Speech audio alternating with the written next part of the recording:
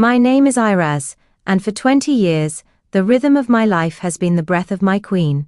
I have brushed her hair, a cascade of perfumed silk, and fastened jewels at her throat that could ransom a nation. I have seen her charm the titans of Rome, and command a fleet with a voice as steady as the Nile's current.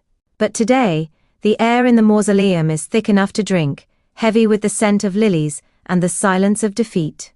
Outside these stone walls, Octavian's legions patrol the streets of Alexandria. The city of my birth, a jewel of learning and light, is now a cage. And here, in its heart, its queen prepares for her final audience. She stands before a silver mirror, but I know she does not see her reflection. Her eyes, the color of rich earth, are looking back through time. She wears the traditional robes of Isis, pure white linen that seems to glow in the gloom.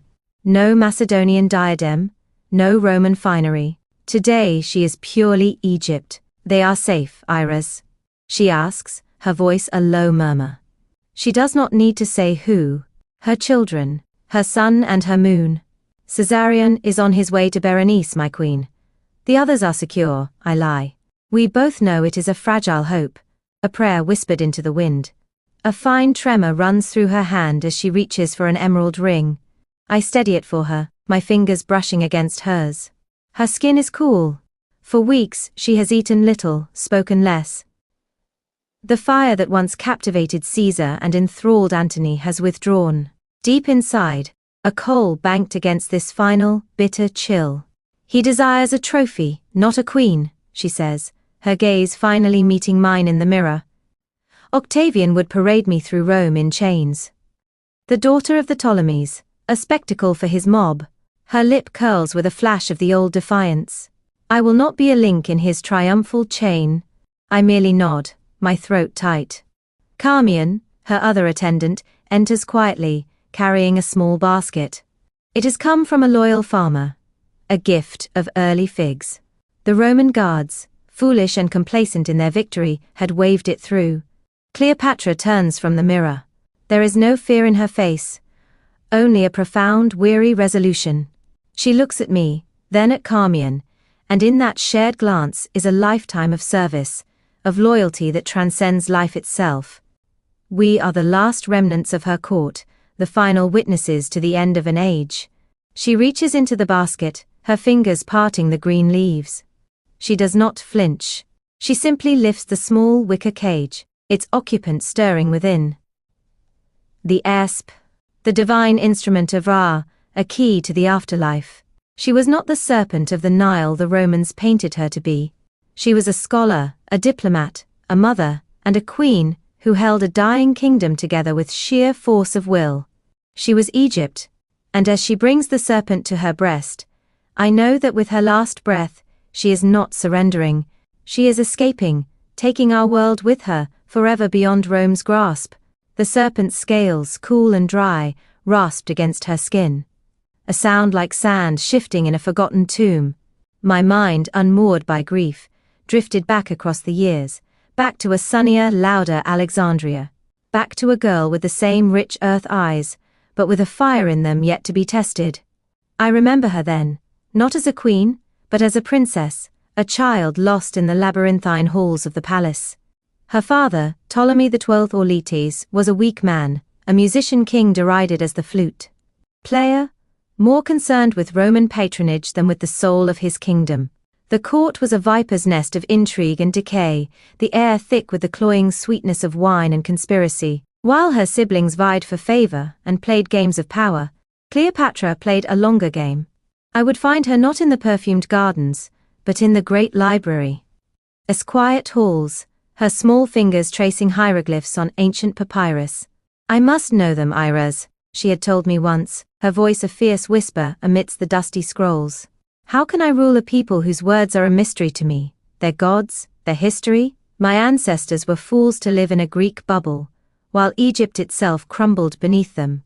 She was the first of her line in 300 years to learn the tongue of the pharaohs. I watched her practice it with the temple priests, her accent sharpening until it was as pure as any farmer's from the Delta. Even then, at 14, she was forging the first link in a chain that would bind her destiny to Egypt's. Her ascension was a tempest. Co-ruling with her brother husband, the boy Ptolemy XIII, was a farce orchestrated by his ambitious guardians. They saw a girl they could control. They saw wrong. I saw her pushed from her own city, a queen in exile, but her fire was not quenched, it was forged into steel. It was I who helped wrap her in the coarse carpet, my heart pounding a frantic rhythm against my ribs, as we smuggled her past her brother's guards. I remember the rough texture of the wool against my cheek, the scent of dust and desperation, and the utter stillness of my queen within its confines. It was the gamble of a lifetime. When Apollodorus unfurled the carpet at the feet of Julius Caesar, the gasp from the Romans was one of shock. But I saw the look in Caesar's eyes. It was not just desire for the beautiful woman who emerged, disheveled but defiant. It was the dawning respect of one great political mind for another. He saw the audacity, the sheer brilliant nerve of it. In that moment, she was not a supplicant. She was his equal. Those years were a golden dream. With Caesar's legions at her back, Alexandria was hers again. The city bloomed. I dressed her for feasts where she charmed the world's most powerful man, not with wiles, but with a wit that danced circles around his senators. She debated philosophy, military strategy, and astronomy with him until dawn. Her Greek as fluid as his Latin. And I was there when she presented him with their son, Ptolemy Caesar, whom she called Caesarion. A son of the sun, she'd murmured to me, her eyes shining as she cradled him. Rome and Egypt, united in him. For a time, it felt as though she had single-handedly halted the decline of our world, that she could hold back the tide of history itself. Then came the Ides of March, and the dream shattered. Grief bowed her, but it did not break her. She returned to Egypt, a queen and a mother, ruling alone and ruling well.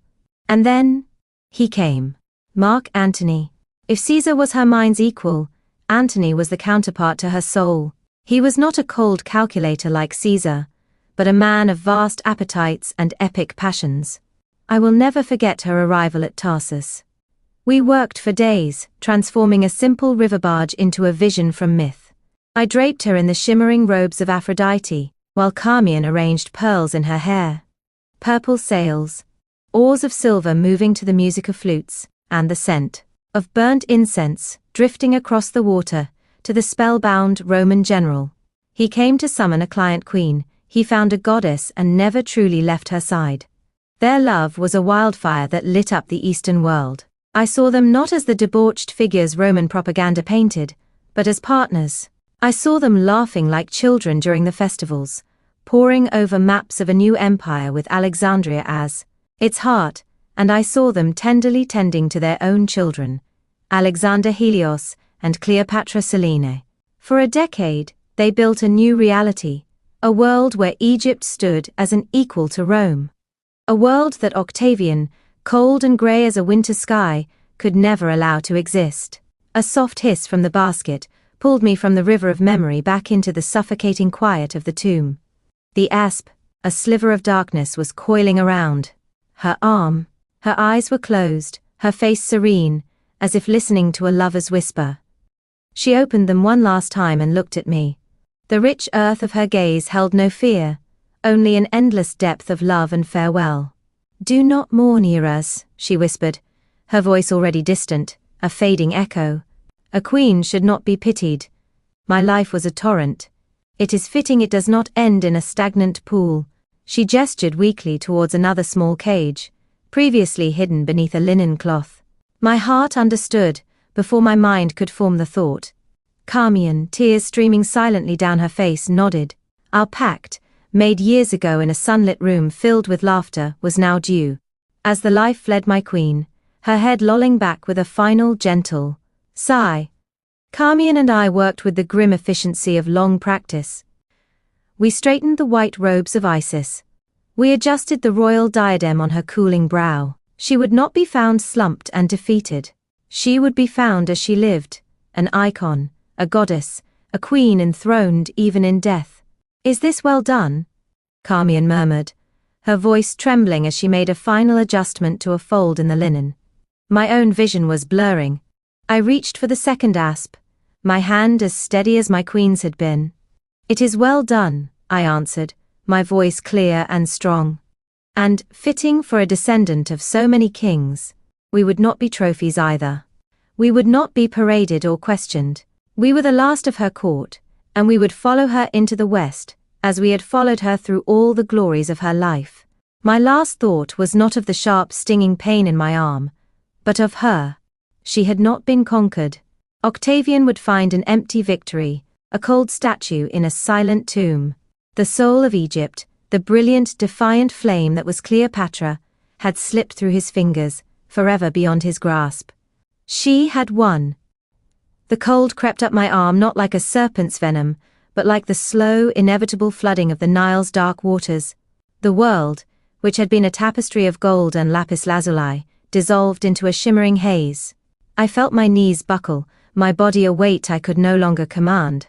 As I fell, my cheek brushed against the cool stone of the dais, my eyes still fixed on her. My queen. Even in the stillness of death, she was magnificent, a pharaoh at rest upon, her golden throne, the diadem of Isis still glinting in her dark hair. The sounds of the outside world, the shouting of Roman soldiers, the splintering of the mausoleum's great cedar doors became distant, like echoes from another lifetime. My spirit, my car, seemed to lift from its failing vessel. I watched, detached, as my own body settled beside Carmian's, two faithful shadows at the foot of our sun. The Romans would find us arranged just so, a tableau of defiance. But the journey west is not instantaneous. The soul lingers, tethered by the threads of memory, and mine was a tapestry woven entirely of her. The cacophony of the legionaries breaking through the final barrier did not evoke fear. But another memory, another moment of desperation and brilliant, audacious hope. The memory was of sand and heat, the stinging grit of the Syrian desert at Pelusium. We were exiles, a queen with a handful of followers against the might of the regents who served her feckless brother. She was barely 21, her face thinner then, sharpened by adversity. But her eyes held the same fire that would one day captivate emperors.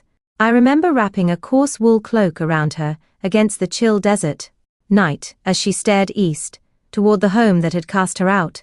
"They think they have won, Iras," she had whispered, her voice not bitter, but analytical, like a scholar puzzling over a flawed text. "They see a girl, driven into the wastes. They do not see a daughter of the Ptolemies. They do not see Alexander's blood." It was there, in that dusty camp, that I understood her true nature.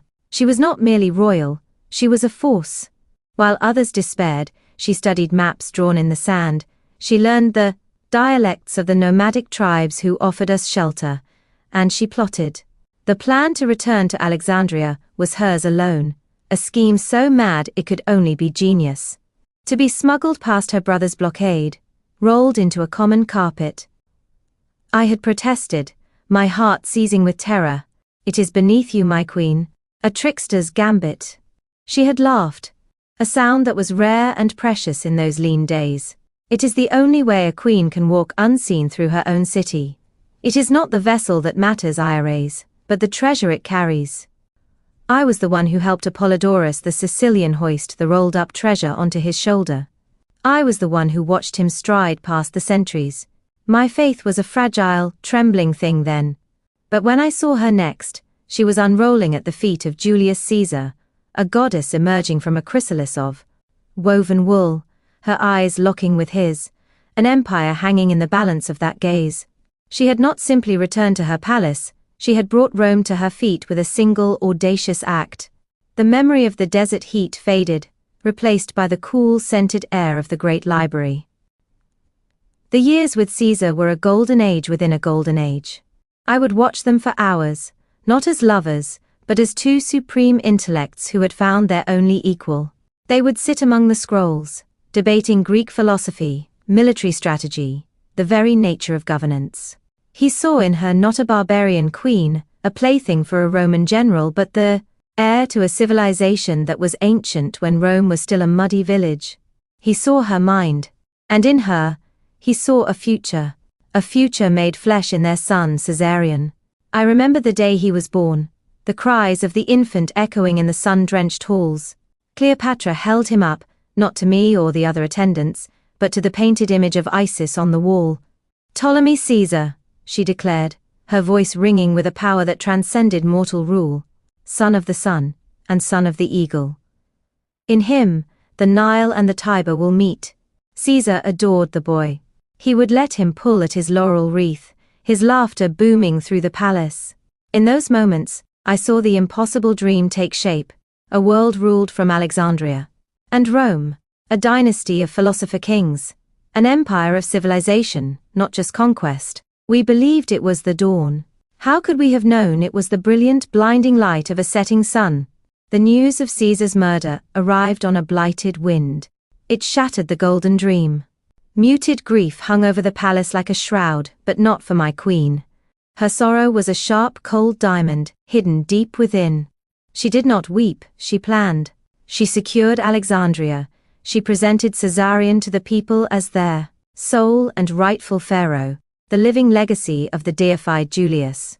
She was no longer just a queen and a lover, she was a mother protecting her child's divine inheritance against a world of vipers. Then came Antony. Where Caesar was cool calculation and strategic genius, Antony was fire and passion, a summer storm of a man. He too fell under her spell, but it was a different enchantment. With Caesar, it was a meeting of minds. With Antony, it was a collision of souls. They loved with a ferocity that threatened to consume them both, and with them, the world. Their dream was grander, more immediate. They would not join the two worlds, they would forge a new one in the east, with our Alexandria as its heart. I stood behind her on the public dais during the donations of Alexandria. She was dressed as Isis incarnate, golden and terrible and beautiful. Antony, her Dionysus, sat beside her. One by one our children, Caesarion, Alexander Helios, Ptolemy Philadelphus, and little Cleopatra Selene, were declared kings and queens of vast territories. It was the apex of her power, a breathtaking challenge to Octavian's grey, grasping ambition. In that moment, she was not just Queen of Egypt, she was Queen of Kings. Rome's Senate could issue its decrees, but we had gods and destiny on our side. Or so we thought. The haze before my spirit eyes cleared. The last memory faded, its vibrant colors draining away, leaving only the cold grey of the tomb. The sounds of the Romans were gone. There was only a profound silence, a stillness deeper than any I had ever known. My journey was ending. Before me, a silver skiff rested on the banks of a river of stars, and standing at its prow, her back to me, was a familiar silhouette. She turned, and it was her, not the goddess Isis, not the Queen of Kings, but Cleopatra. Her face was unburdened by the weight of crowns or the sorrows of a lost world. She smiled, the same smile I had seen in the desert, the one that held all the secrets of the universe. "I was waiting for you, Iras," she said, her voice the gentle murmur of the Nile. I moved toward her, weightless, fearless. The pain, the sorrow, the long years of service and love, it all resolved into a single perfect point of peace. I had followed her through exile and glory, through love and war, through life itself. It was only fitting I follow her now. We stepped into the skiff together. There would be no Roman triumph, no jeering crowds, no shackled parade through the forum. Octavian could have the body, the city, the granaries. He could have the world we left behind. We had escaped him.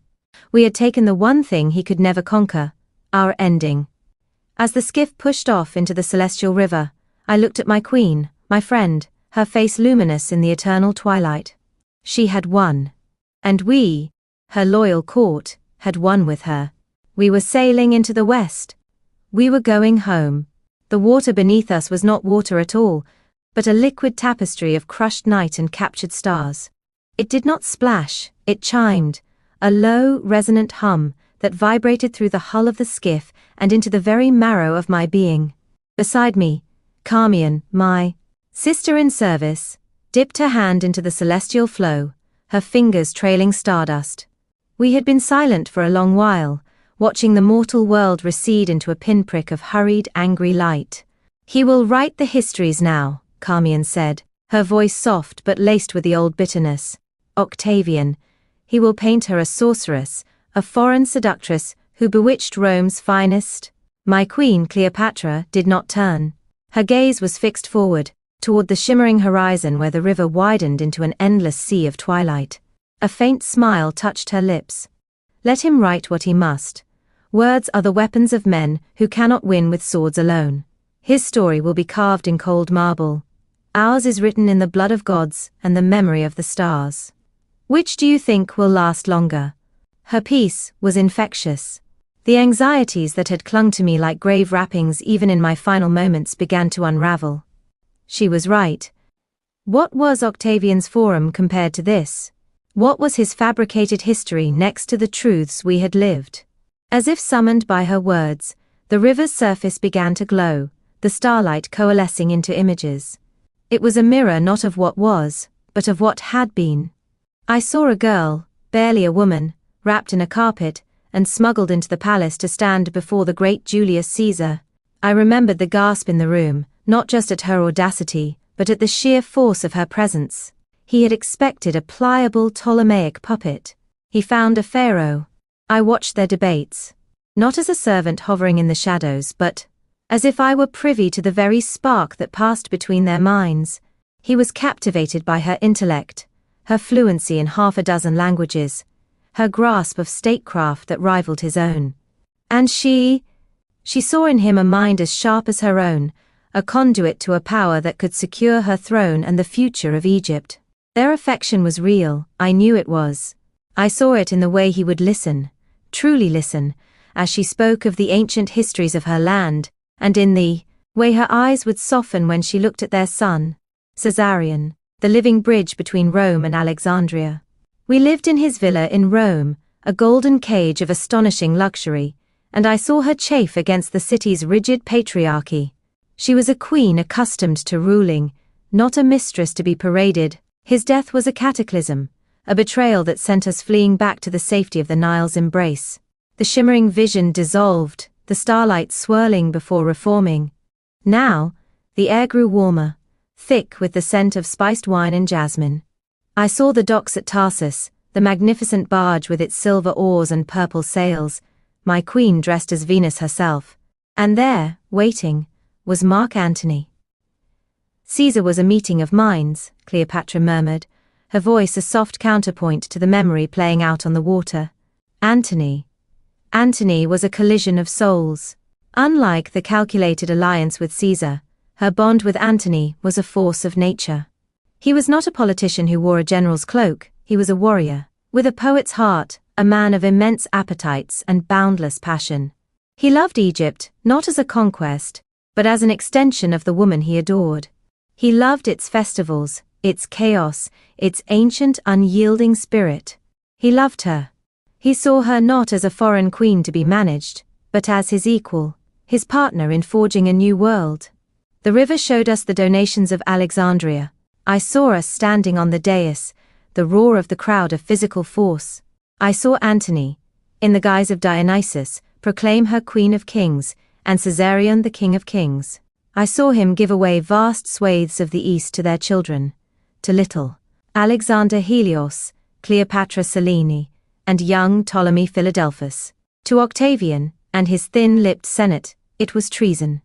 To us, it was the dawn of a new dynasty, an Eastern empire that would blend the might of Rome with the wisdom and wealth of Egypt. It was a dream so grand, so audacious, it had to be destroyed. They called him a traitor for that, Carmian whispered, her face tight with remembered anger. They said you had unmanned him. A man is not unmanned by loving a woman, Cleopatra said, her voice clear and strong. He is unmanned by fear. Octavian feared us. He feared our love. He feared our children. He feared the world we were building because it was a world he could not control. The final, painful memories began to surface. The churning waters of Actium, the confusion, the terrible, swift finality of defeat. The panicked flight back to Alexandria. The agonizing days spent waiting for the inevitable, while Antony swung between rage and despair. The memory of his death, of his body, heavy and broken, being hoisted up to us in the mausoleum, that, I thought, would finally break the tranquility of our passage. I felt a tremor of that old sorrow, a ghost of an ache in my chest. But when I looked at my queen, her expression was serene. She reached out and placed her hand over mine, her touch no longer physical, but a transference of pure peace. "That was the price, Iras," she said gently. "The cost of a life lived so fiercely. We did not wither, we did not fade, we burned. And when the flame was spent, we chose the manner of our end. We denied him his spectacle." She looked from me to Carmion. "We were not dragged through Rome in chains, we met our gods as queens." Her words settled the last of my turmoil. The pain was real, but it was a part of the tapestry, a dark thread necessary to appreciate the gold.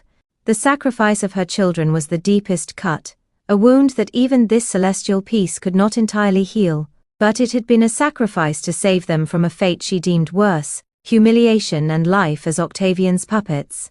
She had gambled everything for a dynasty, and when she lost, she ensured the house could not be claimed by the victor. Ahead, the river finally emptied into a vast, placid lake. The eternal twilight gave way to a gentle, golden radiance, impossibly soft and warm. On the far shore stood a field of reeds, impossibly tall and rustling with a music that sounded like homecoming. The field of Aru. The skiff glided toward a simple wooden dock where a figure stood waiting. He was tall and broad-shouldered, dressed not in Roman armor but in simple linen. As we drew closer, I saw his face, the rugged, handsome features, the familiar, reckless grin that had always made my queen's breath catch. He looked younger, the lines of worry and defeat erased, the fire in his eyes banked to a steady, welcoming glow. "Antony." He did not speak. He simply held out his hand. Cleopatra rose, her form seeming to shed the last vestiges of mortal sorrow. She was no longer just a queen, no longer a mother grieving her children, no longer the vanquished enemy of Rome. She was Isis, going to meet her Osiris. She was a woman, going to meet the other half of her soul. She took his hand and he helped her from the skiff. They stood together on the shore, silhouetted against the golden light, a perfect unbroken circle. Carmion and I stepped out after her, our service at its end. We were not needed here. We had followed her through life and into death. We had delivered her home. I watched them walk toward the reeds, their forms slowly merging with the light.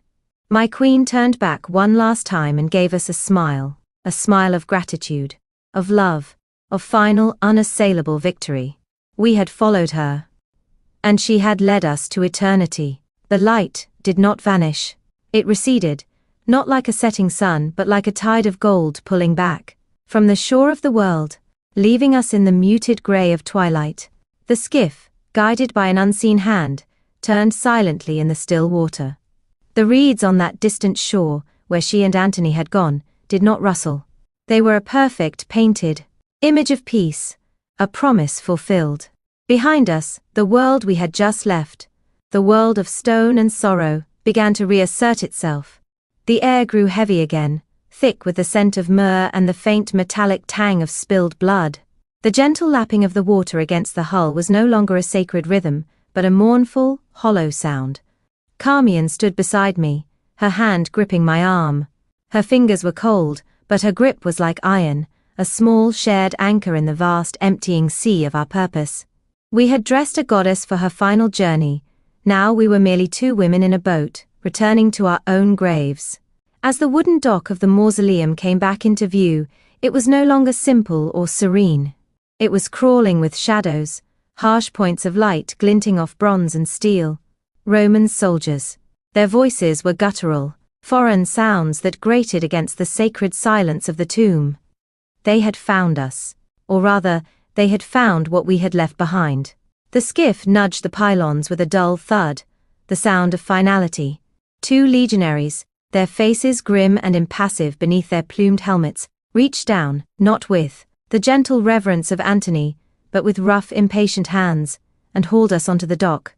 We did not resist. The strength for that, the fire for it, had been spent in service to a greater defiance. We were led back into the mausoleum. The air inside, once cool and perfumed, was now hot and fouled with the sweat of men and the smoke of their crude torches. The tapestries were torn from their hooks, the golden vessels overturned. They were searching for treasure, for hidden poisons, for the mundane secrets of a death they could not comprehend. On the funerary couch, where we had laid her to rest, a Roman officer stood looking down. He was young, with the arrogant, clean-shaven certainty of a man who has never known defeat. He did not look at the body of our queen, but at the two small marks on her breast, dark as pomegranate seeds against her pale skin. He prodded the area with the tip of his dagger, a casual desecration that sent a tremor of rage through me. Carmian's grip tightened, a silent command to hold my tongue. The officer turned as we were brought before him. His eyes, the color of a winter sky, flickered over our simple mourning clothes, our tear-streaked faces, our coiled hair coming undone. He saw only slaves. "You were her attendants," he said. It was not a question. His Latin was precise, clipped. "The last to see her alive." We remained silent. We had spoken our last meaningful words to our queen. What was there to say to her conqueror? Caesar. He spat the name Octavian had claimed, a name that was a pale imitation of the one she had loved. Wishes to know how she accomplished it. He is displeased. He wanted her for his triumph. The corner of his mouth twitched, a flicker of something that might have been professional frustration or a deeper, more unsettling curiosity. We found no vial, no hidden blade. Only this. He gestured with his dagger toward the couch.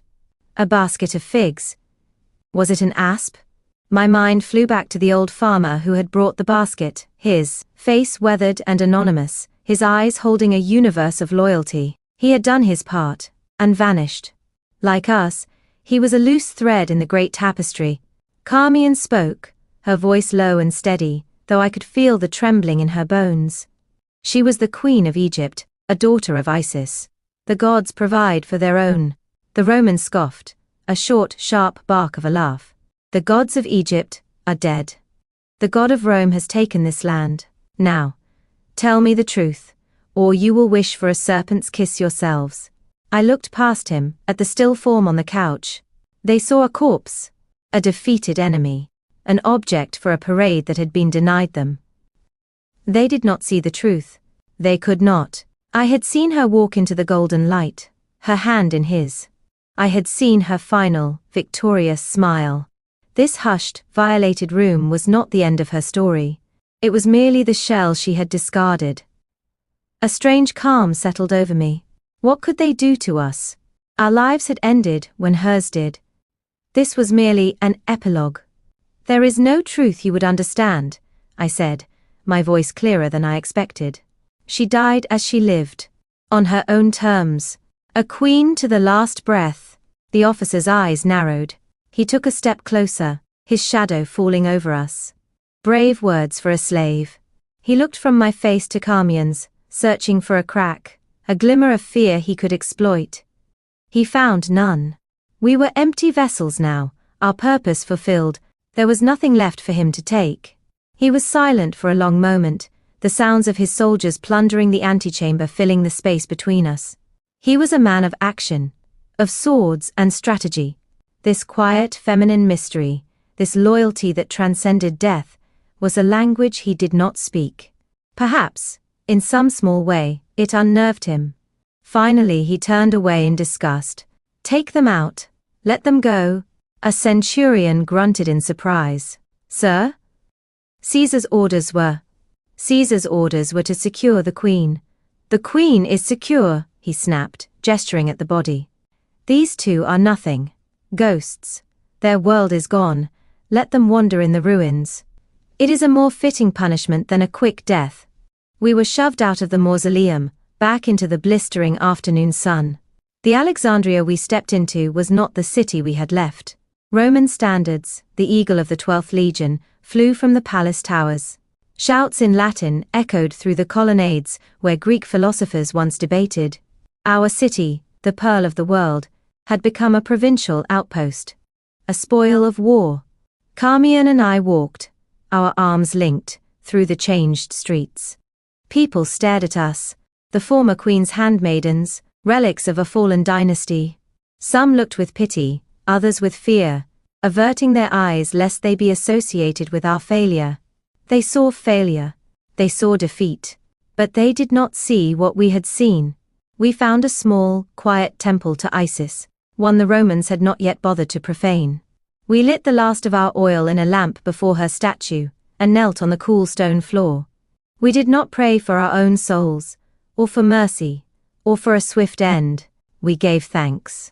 They thought we were ghosts, adrift in the ruins of our world. Perhaps they were right, but we were not without a purpose. We had delivered our queen to her eternity. Now, our service entered a new phase. We would be her memory. In a world that would write her story as a tragedy, a tale of seduction and defeat. Told by her enemies, we would be the silent walking keepers of the truth. We would remember the laughter, the brilliance, the love. And we would remember the golden light, the steady hand of her Antony, and the final, unassailable victory of her smile. The Romans had conquered her kingdom, but they would never, ever conquer her. And we, her humble servants, would carry that secret, that sacred fire, into the long, Roman dark. The Romans will write their histories, of course. They will dip their quills in venom and paint my queen as a serpent, a foreign sorceress, who ensnared their great men with kohl-rimmed eyes and the scent of lotus. They will speak of decadence, of barges with silver oars and sails of purple silk. They will not speak of the truth, because they never saw it. I did. My name is Iras, and I was with her until the end. The air in the mausoleum was cool, a blessing against the suffocating heat of a dying city. Outside, the clamor of Octavian's legions was a relentless tide. But here, within the tomb she had built for herself and her Antony, there was only a heavy, waiting silence. She was not weeping. Cleopatra, descendant of Ptolemy, daughter of Isis, pharaoh of Upper and Lower Egypt, did not weep for the ambitions of lesser men. Instead, she was tracing the hieroglyphs on a papyrus scroll, her fingers, slender yet so capable, of wielding power, moving over the ink as if drawing strength from the ancient words. The Romans called her a Greek interloper, but she was the first of her line in 3 centuries to speak our native tongue. She knew our gods, our history, our heart. She was more Egyptian than any of them. They will say I was weak, Iras, she murmured, her voice not breaking but thin, like a thread of silk about to snap. They will say I loved a man more than I loved my kingdom. I knelt, and adjusted the folds of her linen gown. They are fools, my queen. You loved a man, and a kingdom. You tried to bind them together to create an empire that would rival the gods. The world was simply too small for your dream. A ghost of a smile touched her lips. She saw Antony not just as a lover, but as the flawed, glorious key to Egypt's survival. She gambled everything on him. On them. To the Romans, this was a woman's folly. To us, it was a pharaoh's last, desperate gambit for sovereignty in a world being swallowed by a wolf. When the guard brought the basket of figs, my heart seized. Carmine and I exchanged a single, knowing glance. There was no theatrical wailing, no grand lament. There was only a profound and regal weariness. She looked at us, her loyal handmaidens, her friends. Her eyes, the color of the richest Nile earth, held not fear, but resolve. It is not a Roman triumph I go to, she said, her voice regaining its strength. It is an Egyptian eternity. I helped her prepare, as I had 1,000 times before. I adjusted her golden diadem, ensuring the uraeus, the cobra, sat righteously upon her brow. They would find a queen, not a conquest. They would find Egypt, immortal and unbowed, even in death.